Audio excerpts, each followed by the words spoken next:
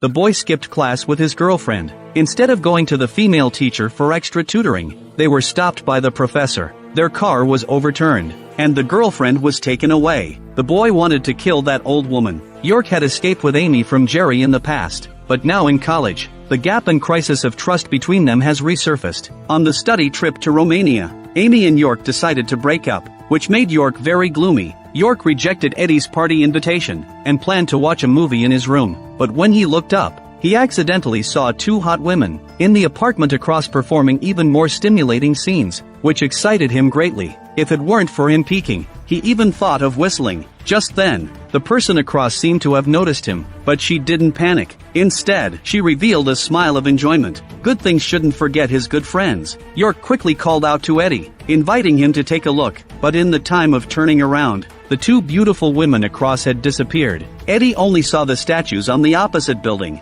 He thought York was mentally unstable, so he muttered a few disdainful words to York. Just at that moment, a knock on the door came from outside. It turned out to be the teacher informing them to gather in the hall in 10 minutes. The first lesson of the study trip is tonight. At the same time, next to a small gas station in the outskirts of Romania, a girl is sending messages in the car, unaware that danger has already arrived. The next moment, the car window glass is shattered. An unidentifiable dark figure tried to rush in. The girl, terrified by this sudden change, can only scream. She wants to escape from the other side of the car, but she's too frightened. Her hands and feet are unresponsive. The car door is right in front of her, but she can't open it no matter what she did. Just at that moment, the dark figure touches the hanging ornament inside the car. It's a pure silver crucifix. In a brief contact, it causes immense pain to the figure. White smoke emanates from the touched area. This temporarily scares off the dark figure. It begins to damage outside the car. The girl sees the dark figure leaving the car, but the dark figure is smashing the car. She calms down a bit and starts seeking help. But this is the suburbs. No one responds to her. The girl sees through the rearview mirror. Her car is leaking oil. The gasoline in the fuel tank is gushing like a fountain. She realizes she must leave quickly. Otherwise, the car will explode. She will surely have no place to escape. Just before the monster smashes the car roof, the girl escapes from the car door. The monster crouches on the car, staring at her. Just as it was about to pounce on her, it sees a lit lighter thrown into the gasoline. The gasoline on the ground instantly ignites. The fire quickly engulfs the car, as well as the dark shadow monster on top, and then ignites the gas pump. The explosion creates a shockwave, which throws the girl away, and she crashes into the wall of a convenience store. However, that dark shadow seems to have suffered little damage. It walks steadily towards her. Although the girl is seriously injured, her whole body is in pain. The desire to survive is even stronger.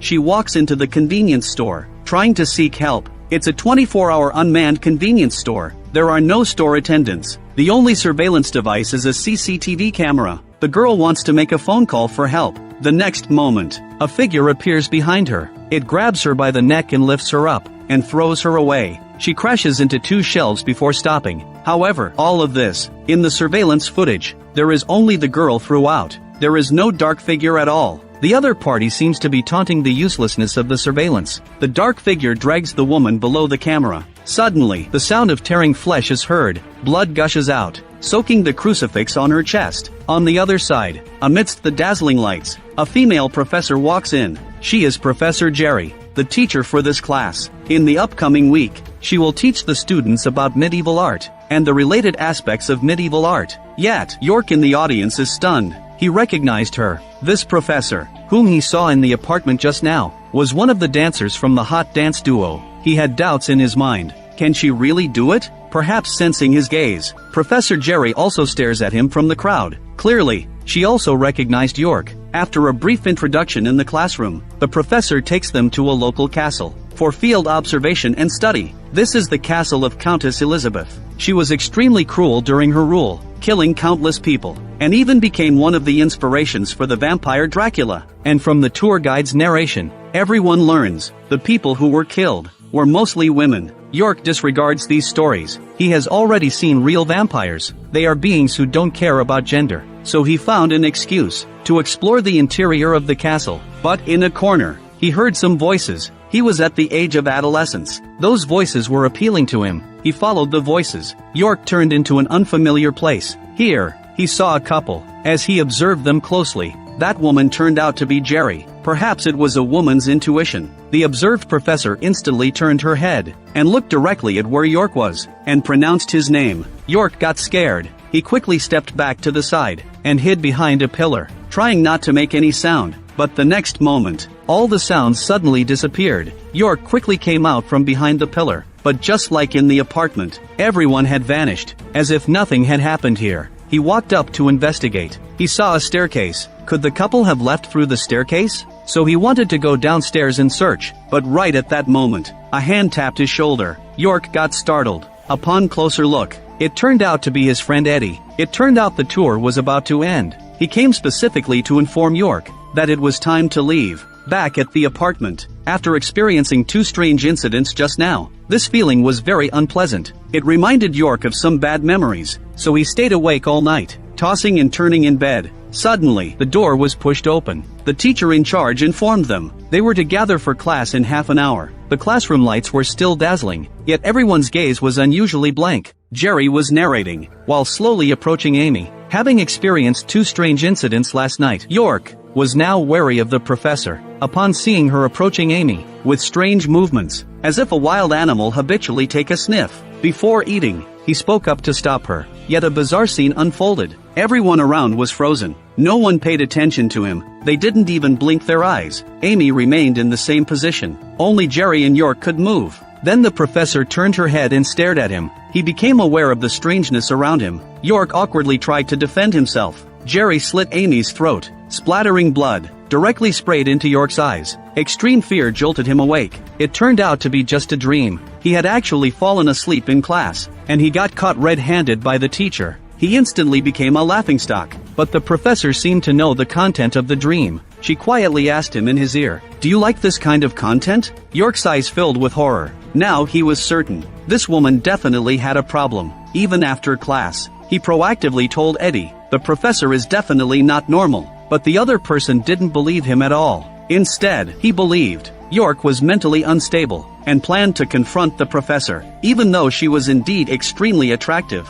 being mocked by Eddie for a long time. Upon returning to the apartment, York encountered a police investigation. Through conversations with people around, he came to understand one of them had gone missing, and the person in that photo was the man who was with Jerry last night. A sense of crisis emerged in York's heart. He returned to his room and stared at the professor's room. Then he witnessed an even more shocking scene. The professor actually jumped from the 8th floor, carrying a body bag on her back, and she landed smoothly in the end, in front of the police. She stuffed the bag into the car and swiftly left. York wanted to stop the police car and make them chase after the professor, but the police didn't even look at him. They accelerated and drove away. York decided to take matters into his own hands. He climbed up to the 8th floor and climbed into the professor's house through the window. The whole room was an eerie purple color. Upon careful observation, it could be seen all the doors and windows were made with ultraviolet isolation film. While the professor was absent, York carefully searched the place. The first thing that caught his eye was a massive self-portrait. The woman's makeup was somewhat strange. It appeared to be from the medieval period. Just as he was about to explore further, he heard the sound of a door opening outside. Startled, York quickly hid. He accidentally triggered a mysterious mechanism. The entire bookshelf turned out to be a hidden door, revealing a secret passage behind it. Holding a flashlight, he walked inside. All around him were ticking sounds of clocks. Upon closer inspection, both walls were covered with clocks, ranging from medieval to modern digital clocks. Already on edge, York was overwhelmed by the noise, to the point of almost losing his sanity. He quickly reached the end of the passage. There were only 2 things here. One was a massive, ornate coffin. The other was a golden bathtub. The glittering gold attracted York's attention, but before he could approach, he caught a strong scent of blood. Upon closer inspection, the entire bathtub was filled with fresh blood. This terrified him, but he didn't have time to think. The sound behind him was getting closer. In a panic, York hid inside a nearby coffin. It was here that he witnessed an even more astonishing scene. Through the gaps in the coffin, York saw a young woman voluntarily undressing. Across from her was an old woman with wrinkled face. The old woman emitted strange sounds from her mouth, as if chanting some kind of spell. The woman in front of her became increasingly peculiar. She became immensely excited. Suddenly, a wound appeared on her neck. the old woman grew fangs, letting out growls. In a certain moment, the woman's neck started gushing blood. Only then did she regain composure. She tried to stop it with her hands, but it was already too late. Inside the coffin, York observed everything. He could only cover his mouth and nose, to prevent himself from making any sound. Fearful that he might be next, the old woman suspended the girl upside down in the bathtub, while blood was being poured. She continued chanting spells, until the blood completely drained. Then the old woman stepped into the pool of blood. When she emerged again, she had transformed into Jerry. She absorbed all the blood on her body. Her skin tightened from being loose. York wanted to take a photo to document it, but he realized there was no one in the frame.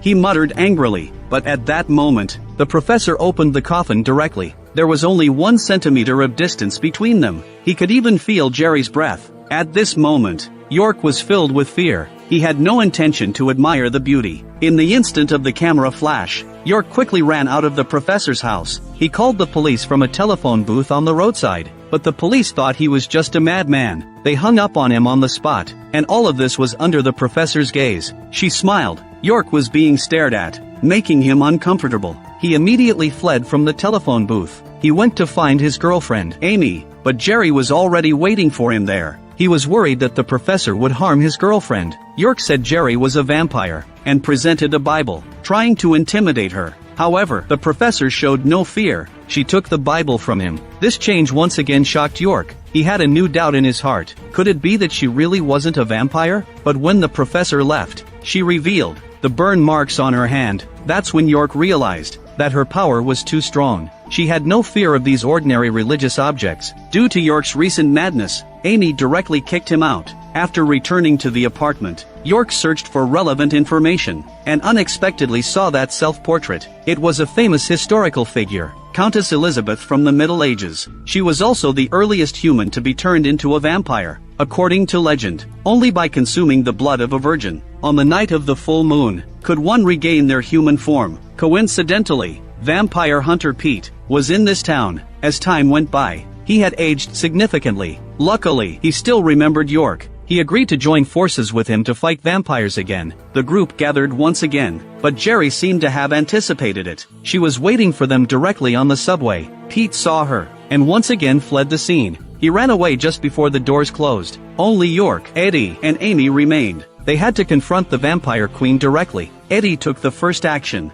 He showed a photo of a cross on his phone. Unfortunately, the cyber god could only save androids. Jerry directly grabbed his neck, taking advantage of the opportunity. York forcefully stabbed the professor's eye with the cross pendant. Eddie followed up with a punch. Make that cross pendant stab in completely. Meanwhile, Amy pressed the emergency brake. She opened the car door. They both jumped out of the car to escape. Poor Eddie. He ended up being the professor's meal. The two of them ran along the tunnel. Suddenly, they discovered the entrance to a drainage pipe, so they went inside directly. The underground passage was complex. They almost managed to escape. However, the professor found them using ultrasound. Just at the last moment of their escape, Jerry caught up with them. Amy's leg was severely injured. Luckily, there was a church here. Elizabeth had just entered it. Her whole body started emitting white smoke. She could ignite at any moment. In this way, the two of them narrowly escaped. Nevertheless, Jerry discovered that Amy was the person she had been searching for centuries. The two of them took a taxi to the airport, attempting to escape the city, but the professor was already waiting for them on the way. She didn't avoid the speeding vehicles. She collided head-on. Even more surprisingly, the professor didn't move. The taxi flipped over. Amy was directly taken away. Due to Pete's escape, Eddie was killed by the vampire. By this time, he had also turned into a vampire. He pursued them to a bar. He wanted to personally deal with the bastard, while the other person had a cross tattoo. Instead of getting revenge, he was beaten up. Coincidentally, York also arrived, seeking Pete's help. Pete didn't give a clear answer, but he told him, if the vampire is killed before dawn, those who were turned that day will recover. York, who left the tavern fully armed, rushed into the castle. The first person he encountered was Eddie, because he was abandoned by the two in the subway. Eddie also held a grudge, and beat York up, but York took advantage of the opportunity, and poured holy water into his mouth. As a result, Eddie's abdomen exploded into pieces. Meanwhile, Jerry appeared. She grabbed York by his clothes and threw him into the blood pool. Amy had already turned into a vampire inside. The two of them instantly started fighting, but York didn't want to harm Amy. He was bitten as well. He was about to become a vampire. To completely foil Elizabeth's plan, he stabbed a wooden stake into his own heart, because their lives were intertwined. Amy's blood vessels bulged all over her body. Her skin turned purple. She was about to die. The hope of 1,000 years was right in front of Jerry, but it could only be shattered. The professor let out a howl, but York's heart was slightly to the right. That strike didn't truly pierce his heart. Thanks to his vampire physiology, his injuries instantly healed. Seeing his plan could continue, Elizabeth handed the wooden stake to Amy, but right at that moment, a long sword pierced her from behind. It turned out to be Pete, but they were still vampires, which meant the professor was still alive. As expected, she emerged from Pete's shadow, transformed into the most primal form of a vampire. Daylight was about to break. If she wasn't dealt with soon, the two of them would truly become vampires. York used ultrasonic waves to shatter the surrounding glass. The intense sunlight killed the vampire queen. The two of them killed the professor at the last moment. They successfully turned back into humans. The movie ends here. The Fright Night 2 is the sequel to the 2011 film Fright Night. The plot of the entire film is almost the same as the first one, while the handling of certain scenes is more meticulous. Overall, it is a decent film. Thank you all for watching. If you like my channel, please give me a subscription.